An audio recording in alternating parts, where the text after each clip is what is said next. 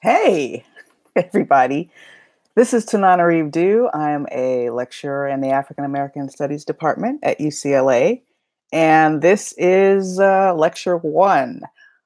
Good news, bad news scenario. The good news is we have more students enrolled in Afrofuturism than I've ever had in the 4 years I've been teaching it at UCLA. The bad news is that meant we were way too big for our classroom, which was not, so we didn't have a substitute classroom available for today. So we've ended up doing a video lecture, which is great. Those of you who are here, if you are students, and I do ask that even though this is a public video, because I wanted it to be easy for my students to find on my YouTube page, this space is also meant to be a private lecture space. So feel free to listen to the lecture. Some of it will pertain to you as a listener, some of it won't because it's very specific, but please leave the commenting space for students, questions from students. I'll try to keep an eye on the comments if any should pop up. And yes, welcome everyone. I am Tananarive Due. I'm one of 3 people who will be helping to guide you through this course. We also have 2 TAs, Dante and Alexandria. So if you have specific questions about changing your discussion section, talk to either Dante or Alexandria or both. There will not be discussion sections this week while the course is just gearing up because students haven't really read or watched anything yet. But by next week, discussion sections will begin, and you are, as students, expected to attend lecture and discussion. That is a part of your grade. The attendance and participation are a large part of the final grade, 20%. 20%. I was just emailing a student today who had a lower grade than they expected, specifically because of absences. So this is a class where I expect you to come to class. I expect you to come to discussion prepared. And in exchange for that, I will try to make it fun and interesting. Today is an exception. I can't screen a live movie. I love to screen short films in class, but we won't have a short film in class today, unfortunately. So you'll have to watch it on your own. I think you can see in the comment section, I have already added the link to the film Pumzi. It's only about 18 minutes long. It's by a Kenyan filmmaker named Wanuri Kahiu, and it is fantastic.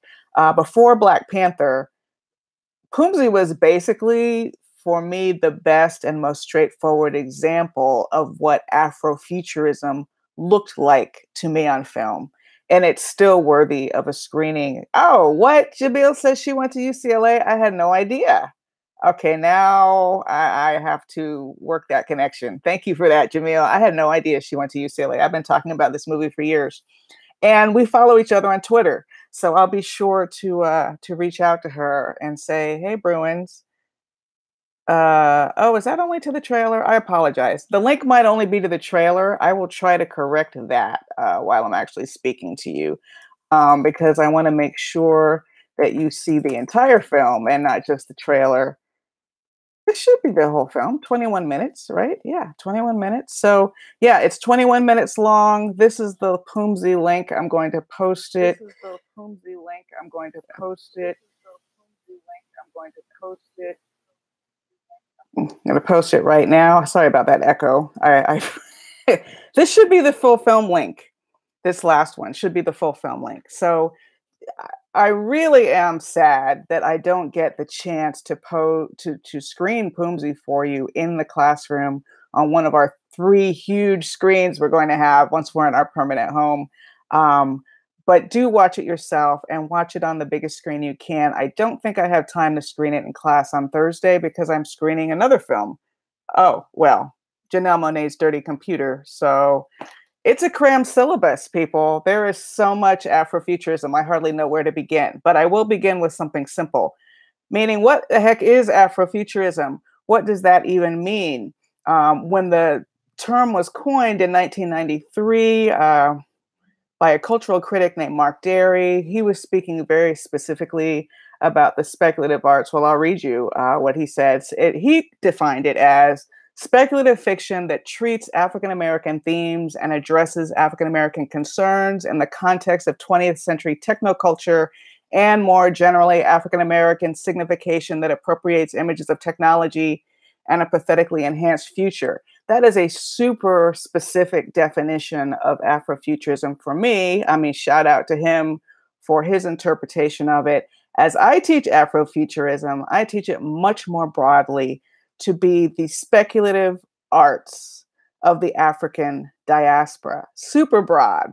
Speculative, meaning science fiction, fantasy, horror. A lot of you are coming from my Sunken Place class last term. So horror, which is a kind of fantasy, is also, for me, a form of Afrofuturism, which is why we'll be talking about Jordan Peele's Us, which I want you to be sure to have watched at least by the weekend, because we'll be discussing Us on Tuesday.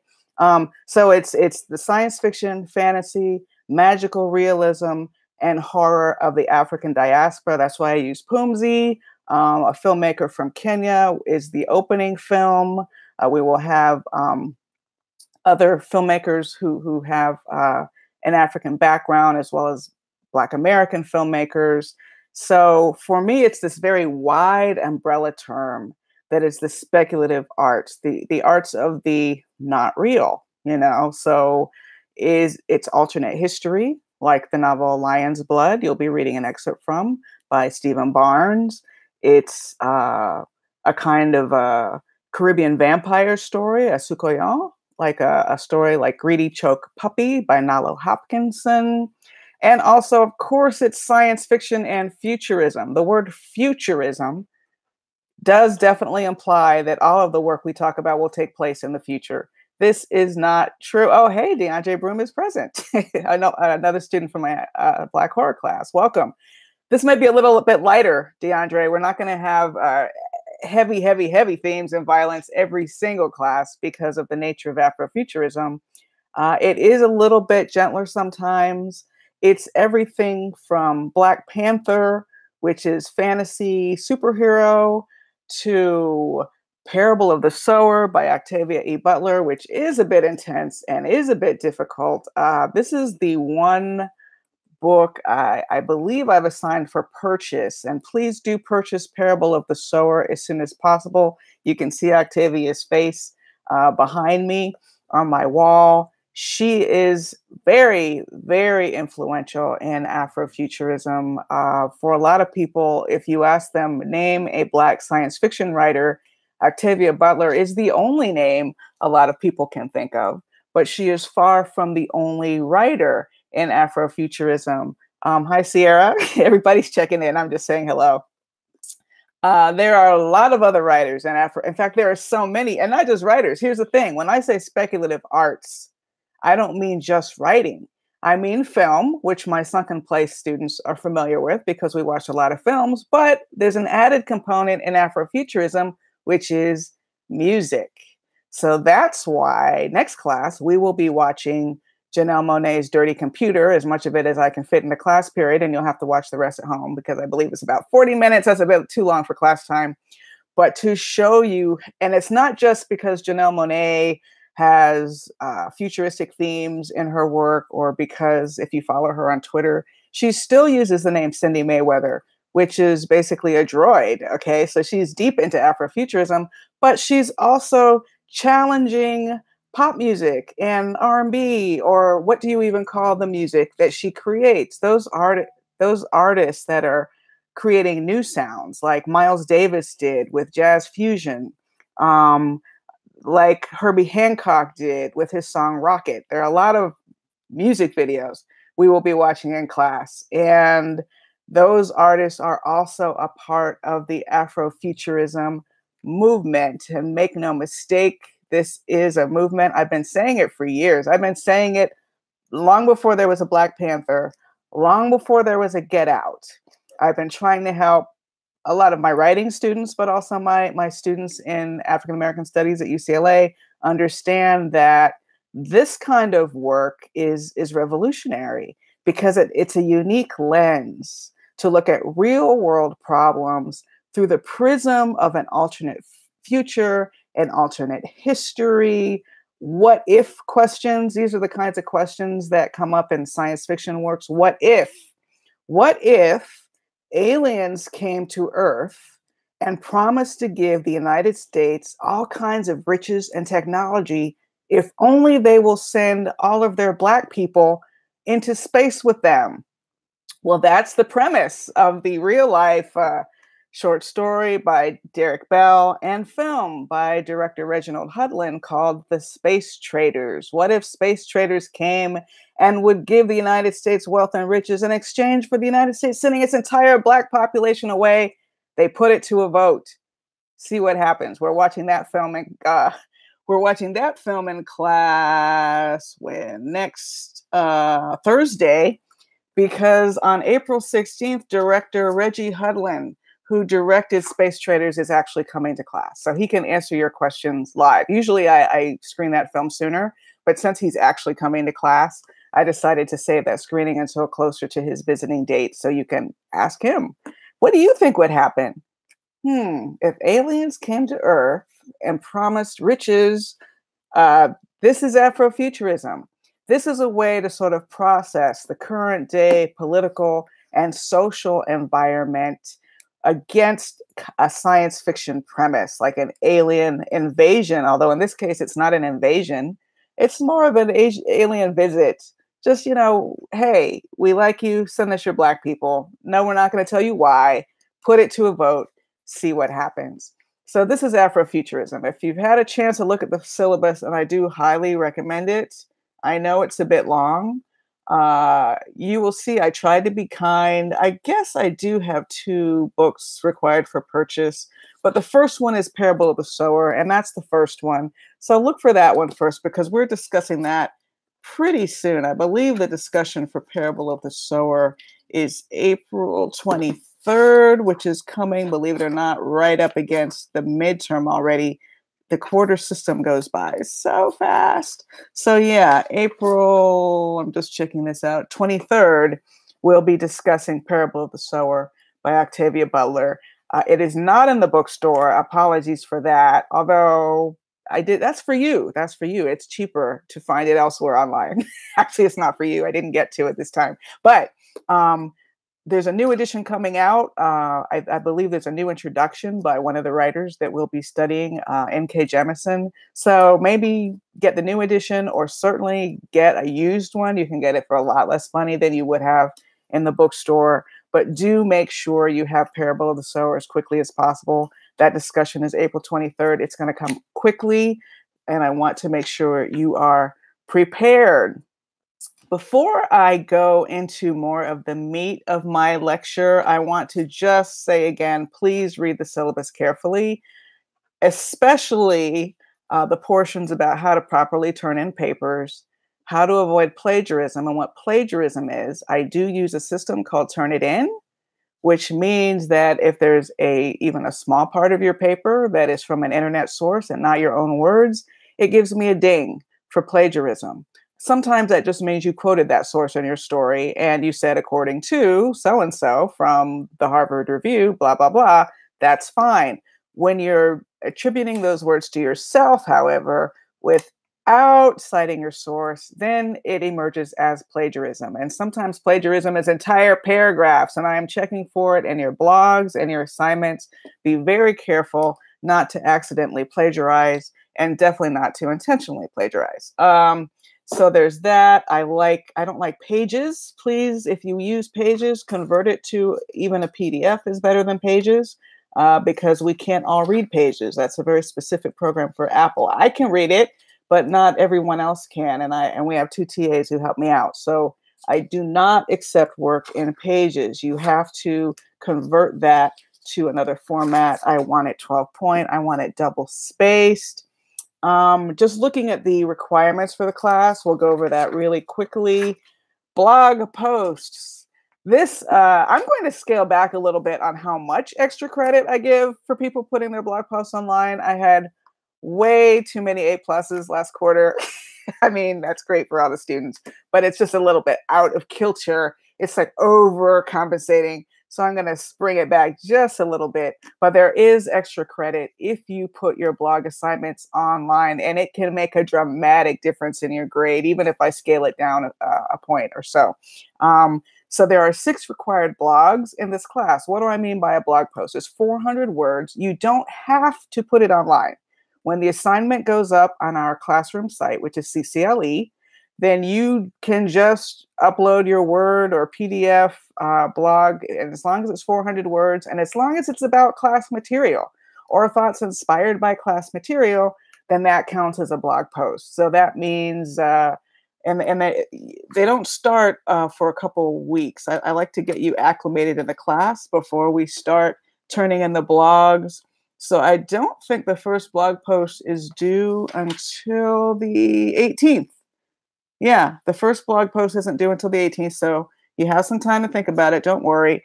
But all you would do is if you might talk about Reggie Hedlund's visit to class. You might talk about the Space Traders. You might talk about Poomsy, the film we're going to watch today. As long as it's about class material, it qualifies as a blog post. I don't have any requirements that you use scholarly or academic language in your blog post. You can feel free to use more comfortable language, but make sure I can understand your thoughts and your ideas. Yes, some of the creative people have asked, can I use it as kind of a sketch pad? As long as you circle back to class material and what inspired it.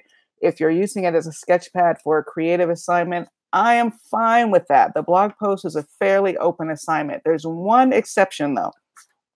I'm adding one themed blog post, and I will describe this to you later, which is related to Parable of the Sower. So it's not only important that you read this for class discussion, but it's also specifically going to be a blog post. And this may be a little bit longer than a typical blog post, which is when you create your own Earth Seed community. What does that mean? You don't know yet because you haven't read Parable of the Sower. But once you read it, you'll understand. It's basically a post-apocalyptic sort of society. Society is falling apart. If you were out in the world without resources, without money, without shelter, without safety, and you were leading a community, what would your community look like? How would you create that community? Where would you create it? What would be your criteria for letting people into your community? I will write all of that up in the blog post assignment guidelines that will all go up on CCLE, including the Earth Seed blog post, which is the one blog post that is themed and everybody has to write about the same subject. But other than that, as long as it's related to class, you will do 6 blog posts that are pretty much whatever you want. And former students can tell you that that assignment is not a difficult assignment as long as you don't fall behind. If you fall behind and you're at the end of the quarter and you haven't turned in any of your blog posts, that's like writing a second paper. Don't do it. Don't do it. You get full credit for turning in your blogs on time. Class participation attendance. I am old school. I do take attendance. There are 120 of you. So obviously I will not be calling roll, but we do pass around attendance sheets. I may even need to divide the classroom academically so that one attendance sheet is on one side and one attendance sheet is on the other side. We'll see about that. We'll see how it goes because I do rely on those signatures and those signatures matching because they're actually you. So when I see an absence, that absence gets circled and I check my email at the end of the year. If I haven't heard from you about why you had 6 absences, if you haven't handed me an athletics slip, which you can do when I'm in class in person on Thursday, if you're in athletics and you have certain dates you're going to miss, make sure I get that slip. If you have an accommodation and anxieties and you sometimes miss class for that and you have a letter through the accommodation office, please make sure I have that or email me that. Even if you're just homesick or you were in a car accident, whatever it is, email me about your absences, because the first thing I do when I'm tallying up the grades is I count the blog posts. I factor in the grades from the midterm and the final project, and I check those absences. And if you have 5 absences and no reason why, when attendance is 20% of the grade, that is a huge dip. I mean, that could take you down from 100% to 85%. See what I'm saying? You had a solid A, maybe even an A+, and now you're down to a B because of absences. First one is free. Everybody has to miss class at least once. I'm not concerned about anyone missing class. I mean, I am concerned, but you know what I mean. First one is free, but the other ones have a steep price when you are absent. So you are expected to attend lecture and you are expected to attend discussion. And if you cannot, just communicate. I'm not saying we need to have an office visit about it. Just send me an email at tanadue@ucla.edu. It's all in the syllabus, so you don't have to remember it, and let me know. The midterm is fairly straightforward. That's worth 25% of the grade. Half of it is multiple choice questions. Students tend to do pretty well.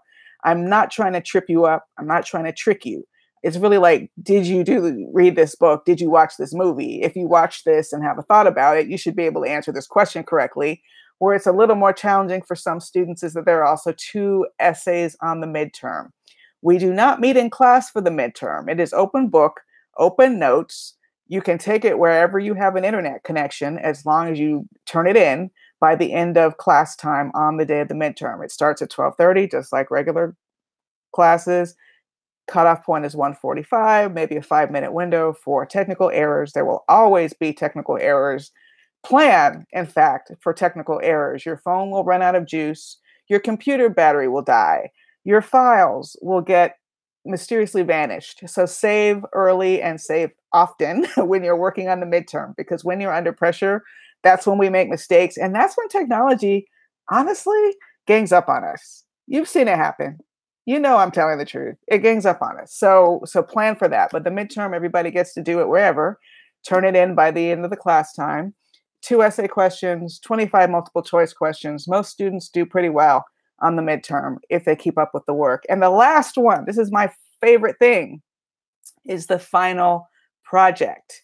I don't know if any of you are creative writing students or film students, or you've always wanted to try your hand at making a movie or writing a short story, but I give you 3 choices for how to do your final project, which is worth 30% of your grade. It's either a 1,500-word essay about the work.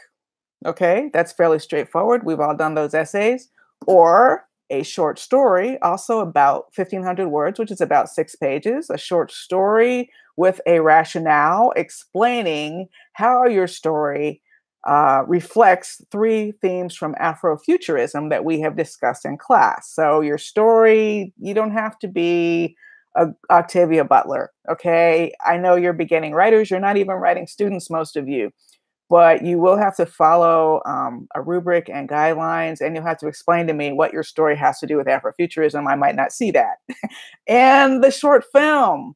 I am so thrilled every quarter by the short films that students make.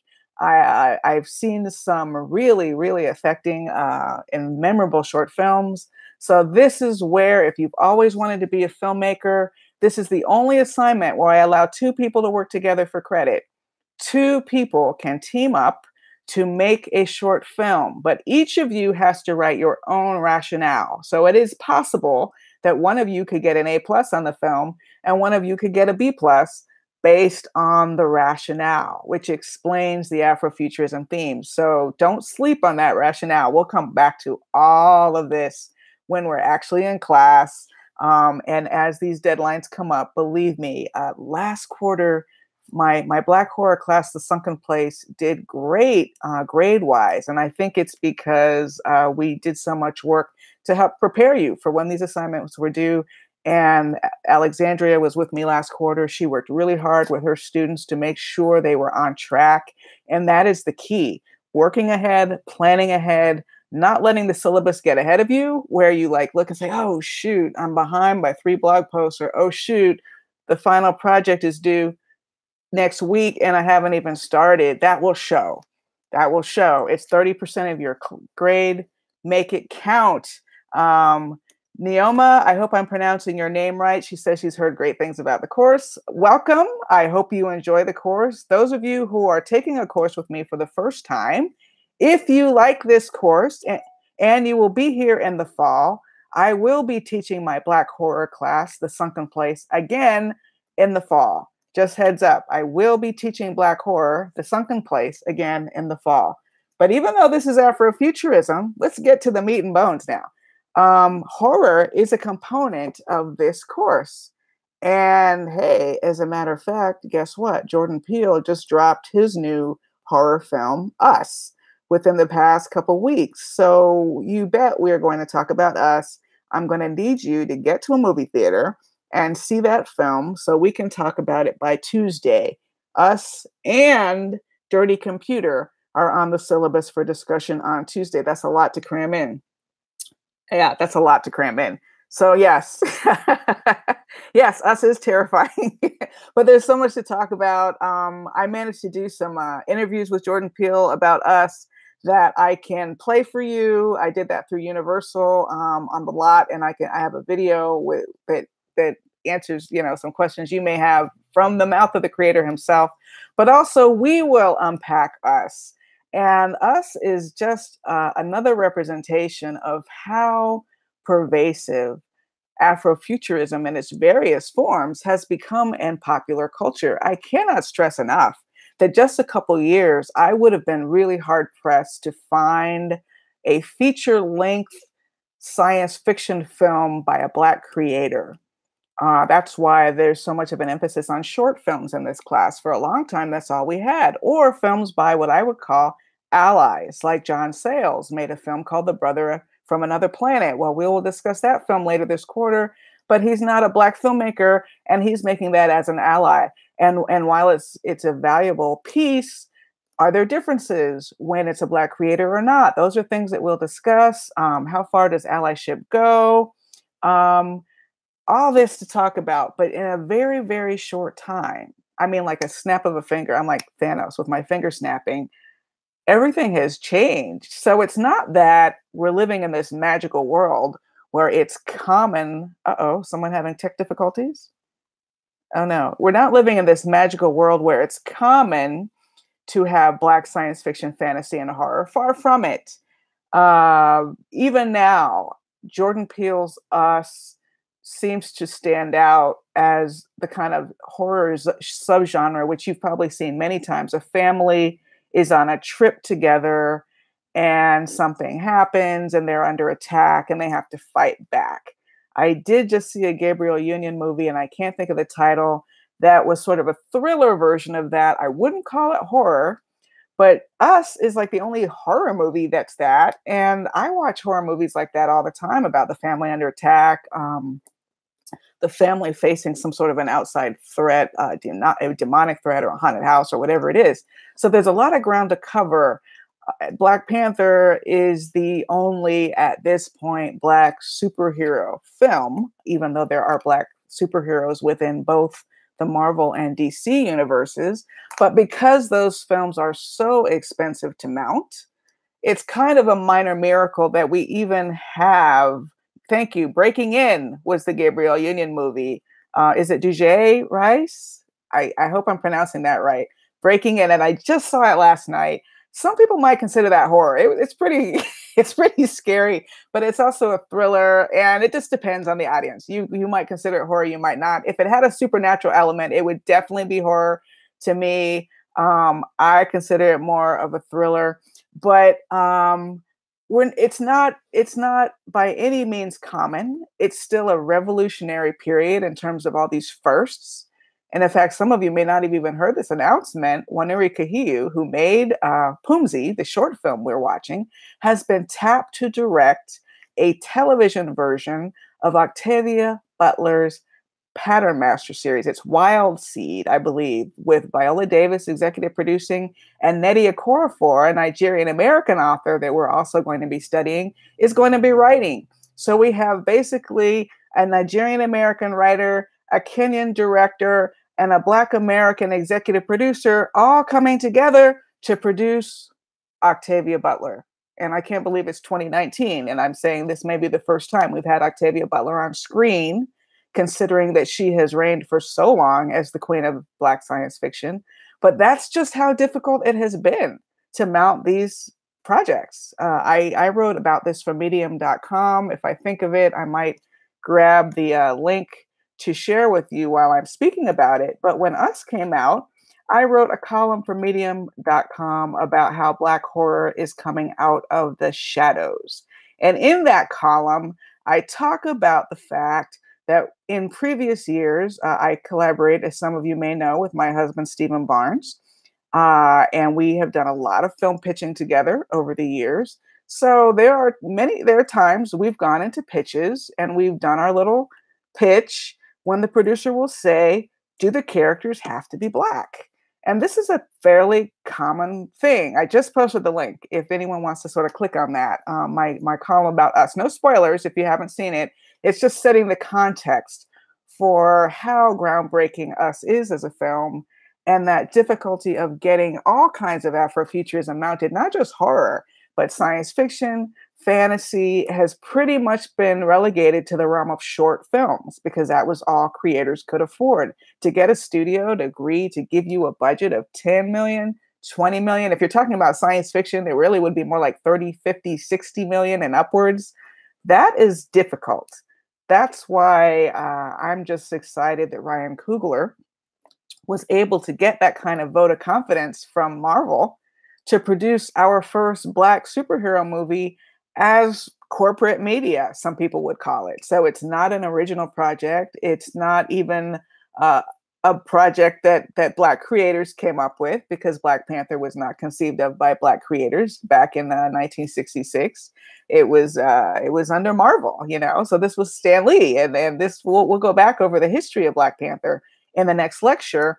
But how great that, because the timing was right, that film not only was able to get made, but to do super well. And of course, it just won an Oscar for costume designer Ruth Carter, for set designer Heather Beachler.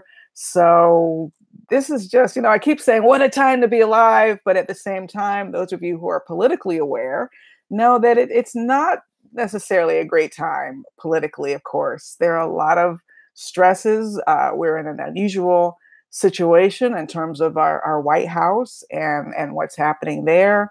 So when we move ahead to space traders, think about how easy it is for us to kind of close the door on the other and not think about the other or not care about the other.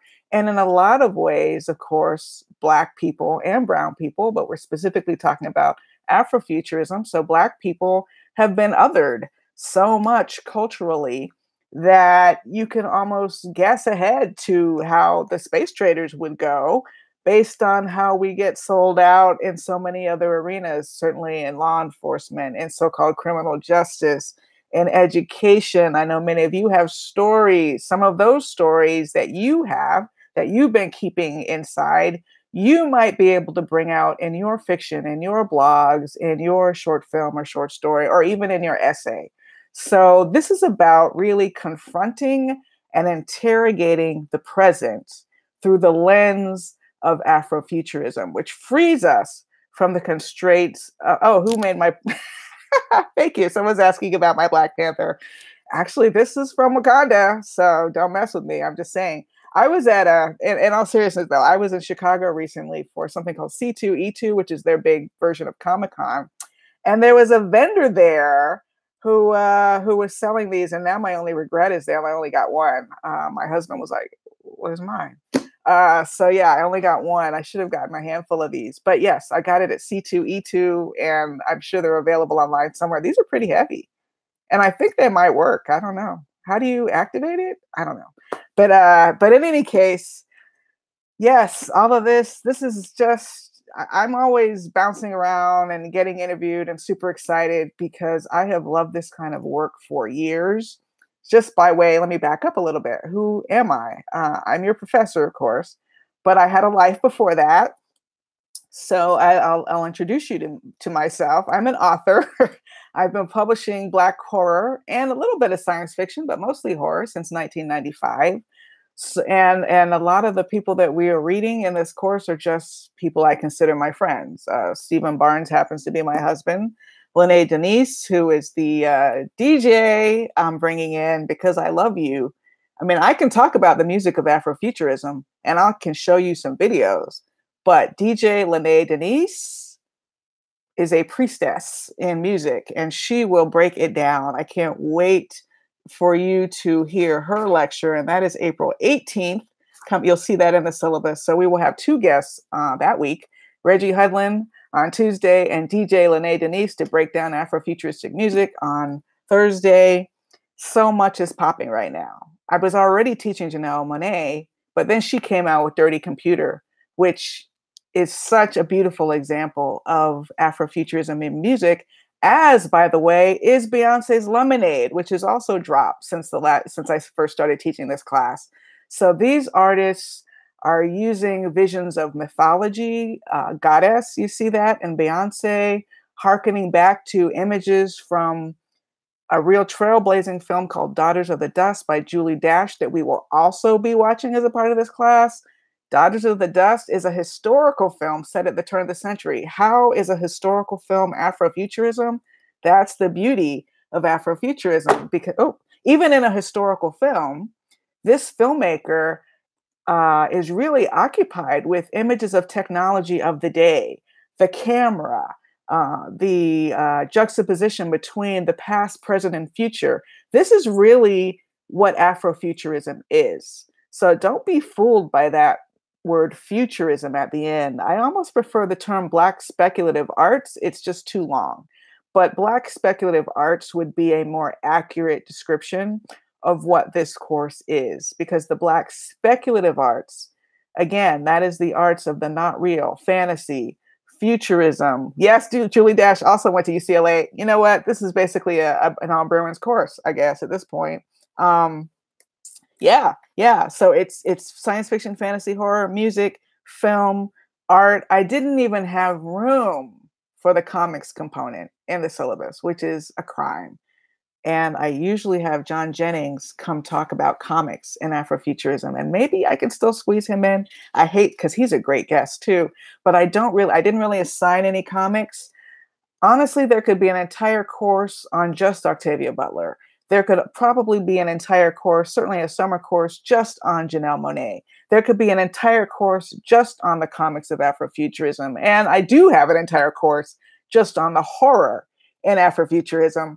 So it's a big, broad, meaty subject. There's a lot to absorb, but it is really, I think, mind expanding and awe-inspiring. Toward the end of the quarter, we will be talking about artificial intelligence. One of the most advanced artificial intelligence people is modeled after a Black woman. Okay. You can decide if you think that's a good thing or not based on when you see her interview, not live, but I have a YouTube video I show of this woman, I guess, and we can decide where technology is leading us. Are these trends good? Are these trends bad? So there is futurism. Spider the Artist, the short story by Nnedi Okorafor you're going to read, is about a near future Nigeria where basically robots have been set up to police the pipelines. It's not hard to believe. We have robots in policing for real in the United States right now, in some cases. So these are robots that are policing oil pipelines. And it's about an unlikely relationship between a lonely woman and one of these robots set in a near future Nigeria. So I think it's super important. And let me quickly go into the reasons why. That we are able to use Afrofuturism to reframe the Black presence in not just the future, but also the past and the present. Okay, it's a reframe, because especially when you're talking about popular culture such as films, or even in literature, where canon does not emphasize not just works by Black authors, but I mean, forget about that, but science fiction, fantasy, and horror by Black authors is very marginalized in the academy. I recently met the woman who wrote the seminal academic text called Horror Noir, A History of Black Horror. Basically, it's like, I think it's Blacks in American horror from 1890s to the present.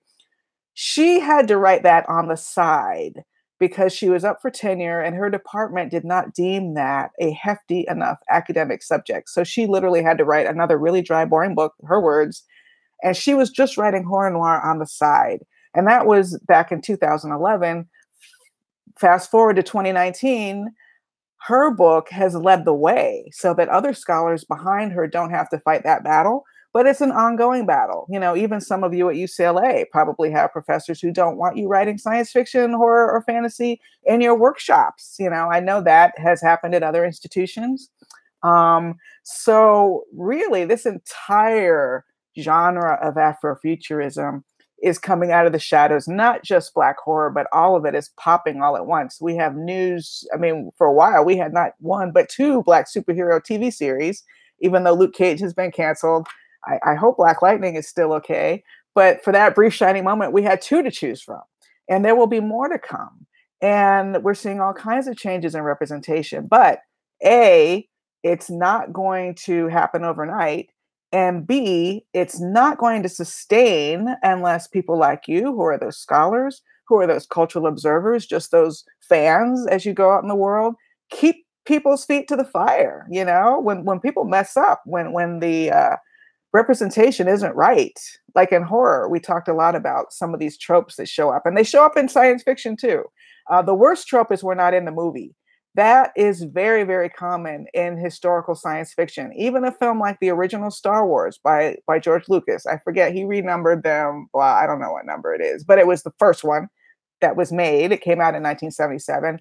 There are no Black people in Star Wars. No Black people in Star Wars. And that's not alone. And most of the science fiction films from the 50s, the 60s, I noticed it again in 2001, A Space Odyssey. I mean, women were lucky to be on the ship. You see what I'm saying? Or women were lucky not to just be bringing coffee. So for Black people, that was just a stretch beyond what most directors even thought about in terms of having representation in their films. So if you grow up loving that, you are invisible. And what does that say about you? That you are not capable of piloting a spacecraft, and you have been erased from the future. Think about it. If we're not in the future, where did we go? This is the question. This is why in the 1960s, when Nichelle Nichols played Lieutenant Uhura in Star Trek, that was such a groundbreaking moment to have a Black woman in the crew of a spaceship.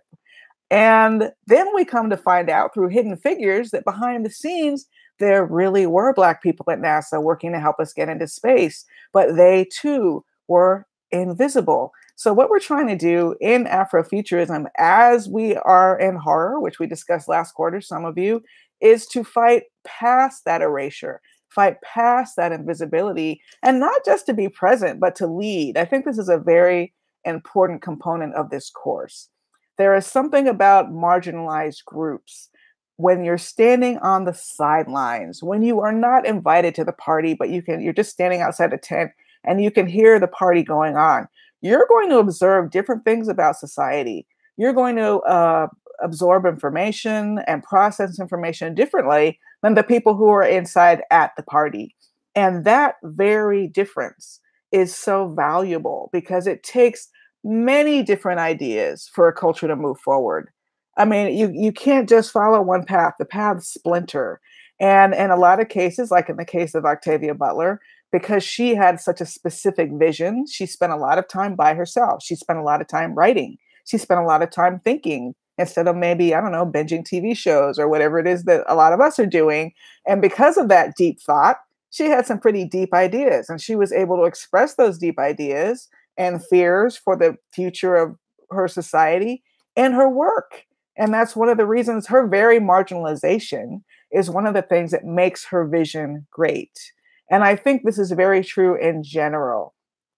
I mean, there's no upside to having been discriminated against, but my parents told me I would have to work twice as hard to get half as far.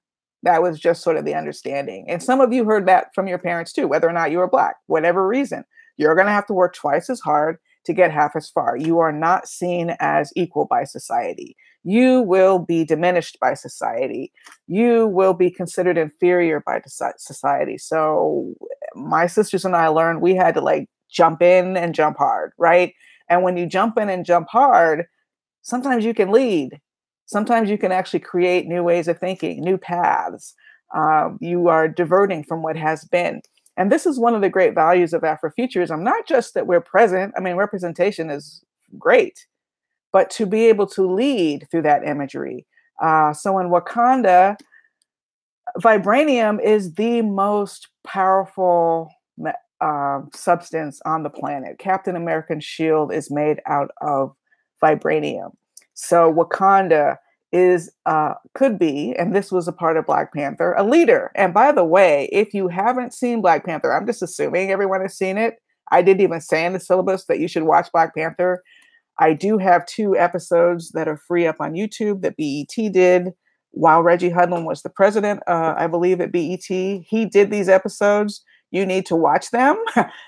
They were star-studded even back in the day. It's just animation, but man, it was star-studded animation. I want you to watch episodes 1 and 3. They're into the syllabus. But of course, if you haven't seen the film Black Panther, you definitely need to watch Black Panther just so you know what we're talking about. And hey, Black Panther might just be on the midterm. So there, this is that kind of class. Black Panther on your midterm. How about that? So yeah, there's a lot of ground to make up for, and artists are working overtime to help make up that ground. And I once started a hashtag called Blacks in Space on Twitter, like the few little bit parts you could find of a Black character in space. And there are not that many examples, but I firmly believe that we're entering a time where that will no longer be uncommon. We will expect to see Blacks in space. We will expect to see Latinx and LGBT people in space. We will expect to see women in space. This is just the world, and Afrofuturism in part is just helping to sort of realign the way the world is portrayed with the way the world actually is. So while there is no actual Wakanda, and while vibranium isn't real, there are so many other kinds of riches in the continent of Africa that we just don't understand, because as people living in the US, the only news we hear about is US news, first of all. But second of all, because collectively, Western society does not care about Africa. So whatever innovations are going on there, whatever good statistics are happening there, don't get reported or don't get listened to as much as when bad things happen, and bad things that fit into the narrative of what Western culture believes Africa is, and the descendants and the diaspora, okay, Black people in general, are deficient as they are depicted in history, because we were not writing that history. So everything that is deficient about us is blamed on us, without the emphasis on, well, hold up a second, before we were poor, what happened there? What was that thing called? The transatlantic slave trade and Jim Crow laws, and wait a minute, and police profiling, and you're not going to hire me because of my hairstyle. And there are so many other factors that come into play. And Afrofuturism is a way that creators help write history, help explain demonic behavior, even if there are no demons involved, and put us into a future that we can help shape and be a part of. And that is so important. And that is really the crux of what this class is about. So I'm really excited that so many of you were able to come for this first broadcast. See, this was fun, right? It'll be even more fun in lecture in our high-powered space age room. I guess I'll say what the room number is. I was a little nervous about that since this is public, but I will make this unlisted as soon as I finish. So we'll be meeting in Kinsey Pavilion 1240B. It's up on my UCLA. I'm going to update the syllabus with the new class. It's Kinsey Pavilion 1240B. It is a class with 121 seats, which is exactly one more seat than we need. So everyone will have a seat. We have 3 screens. We have all kinds of recording capabilities for when our guests come. We are set. But today, unfortunately, we just had to meet this way.